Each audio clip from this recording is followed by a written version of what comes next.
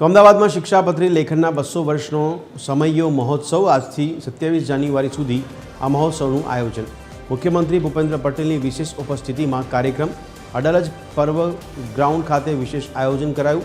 સ્વામિનારાયણ મંદિર કાલુપુર દ્વારા કાર્યક્રમનું આયોજન કરવામાં આવ્યું છે।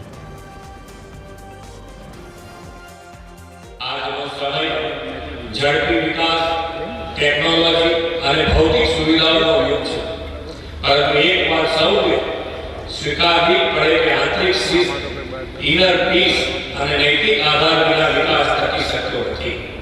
સ્વામિનારાયણ ભગવાને રચેલી શિક્ષાપત્રી આપણને આધ્યાત્મિક મૂલ્યો વ્યવહારિક જીવનમાં ઉતારીને આ સંતુલન જાળવવાનો રાજમાર્ગ બતાવે છે। અહિંસા, સત્ય, વ્યસન મુક્તિ, સામાજિક સમરસતા અને જવાબદાર નાગરિકત્વ આ બધા જ મૂલ્યો શિક્ષાપત્રીના 200 વર્ષ પછી પણ આજે એટલા જ પ્રાસંગિક છે।